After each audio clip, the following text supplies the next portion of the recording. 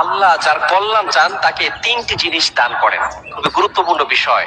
যদি আল্লাহ তাআলা আপনার কল্যাণ চান তাহলে আপনাকে তিনটি জিনিস দান করবেন, এবং এই তিনটি জিনিস পাওয়ার পরে আপনি দুনিয়াতেও শান্তি পাবেন এবং আখিরাতেও শান্তি পাবেন। নাম্বার ওয়ান, এক নাম্বার হচ্ছে, যদি আল্লাহ তাআলা কারো কল্যাণ চান তাহলে আল্লাহ তাআলা তাকে দ্বীনের সঠিক বুঝ দান করে দেন। আমরা সবসময় সঠিক পথে থাকতে চাই, সঠিক পথে চলতে চাই। নামাজে দাঁড়ানোর পরেই কিন্তু আমরা আল্লাহ তাআলাকে বলি ইহদিনাস সিরাতাল মুস্তাকিম, ও Allah show us the right path, show us the correct path. Allah আমাকে সঠিক পথ দেখান, আল্লাহ আমাকে সঠিক রাস্তা দেখান। সুতরাং এক নাম্বার হচ্ছে, আল্লাহ তাআলা যাদের কল্যাণ চান তাদেরকে আল্লাহ তাআলা দ্বীনের সঠিক বুঝ দান করেন, ইসলামের সঠিক বুঝ দান করেন, সঠিক জ্ঞান দান করেন। নবী সাল্লাল্লাহু আলাইহি ওয়াসাল্লাম নিজেরা জানিয়ে দিয়েছেন, বুখারী মুসলিম শরীফের হাদিস, মাইয়ুরিদিল্লাহু বিহি খায়রা ইউফাক্কিহু ফিদ্দীন। আল্লাহ তাআলা যার কল্যাণ চান তাকে আল্লাহ পাক রব্বুল আলামিন দ্বীনের সঠিক বুঝ দান করেন। আপনি দুনিয়ার ভিতরে সবকিছু ঠিকঠাক মতো চলছে, সবকিছু ঠিকঠাক মতো দেখতেছেন আপনার চোখ দিয়ে, কিন্তু আপনি ইসলামকে দেখেন না, আপনি কোরআন দেখেন না, কোরআনের আয়াতগুলো দেখেন না, নবী সাল্লাল্লাহু আলাইহি ওয়াসাল্লামের হাদিসগুলো আপনি দেখেন না, তাহলে কিন্তু আল্লাহর কাঠ করে আপনাকে জবাবদিহি করতে হবে। তাহলে এক নাম্বার হচ্ছে, যাদের কল্যাণ আল্লাহ তাআলা চান তাদেরকে আল্লাহ পাক রব্বুল আলামিন দ্বীনের সঠিক বুঝ দান করেন। নাম্বার টু, দ্বিতীয় নাম্বার হচ্ছে তাদেরকে নম্রতা দান করেন।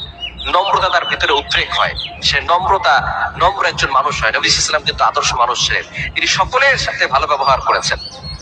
তিনি কখনো বাচ্চাদেরকে গালিগালাজ করেন নাই, বাচ্চাদেরকে ধমক দেন নাই।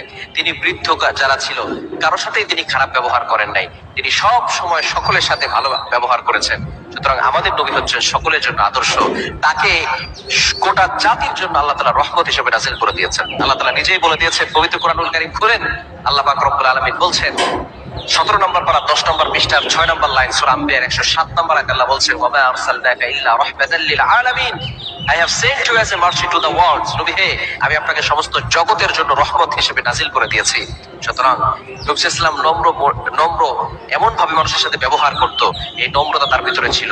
যদি আপনার ভিতরে এই নম্রতা থাকে তাহলে বুঝবেন আল্লাহ আপনার কল্যাণ চান, আল্লাহ আপনাকে দুনিয়াতেও কল্যাণ দিবেন, আখিরাতেও আল্লাহ তাআলা আপনাকে কল্যাণ দান করবেন।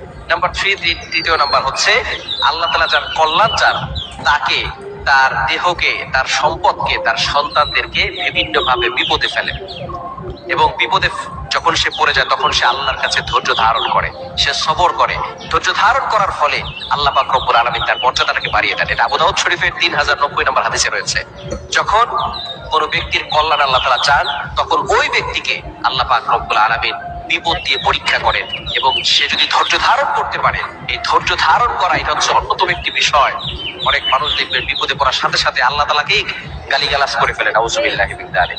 এজন্য অবশ্যই নবীজি সাল্লাল্লাহু আলাইহি সাল্লাম জানিয়ে দিয়েছেন, আবু দাউদ শরীফের 3090 নম্বর হাদিস, বিপদ আসবে আপনার কাছে, আপনাকে ধৈর্য ধারণ করতে হবে, আল্লাহর প্রতি ভরসা আপনার রাখতে হবে। আপনি চিন্তা করবেন, হাসবুনাল্লাহু ওয়া নি'মাল ওয়াকিল, আমার রব আমার জন্য যথেষ্ট, আমার আল্লাহ আছেন, আমাকে আমার আল্লাহ একা ছেড়ে দিবেন না।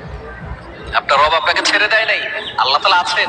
আল্লাহ তাআলা নিজে বলছেন সূরা তাহা 5 নম্বর আয়াতে, ওয়ালা সাউফা ইউতিকা রাব্বুকা ফাতারদা, আপনাকে আপনার রব এমন কিছু দিবেন আপনি স্যাটিসফাই হয়ে যাবেন, আপনি সন্তুষ্ট হয়ে যাবেন।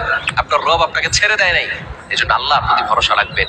আল্লাহ তাআলা যাদের কল্যাণ চান এই তিনটি জিনিস তাদেরকে দান করেন। এক নাম্বার, দ্বীনের সঠিক বুঝ তাকে দান করেন। দ্বিতীয় নাম্বার, তাকে নম্রতা দান করেন।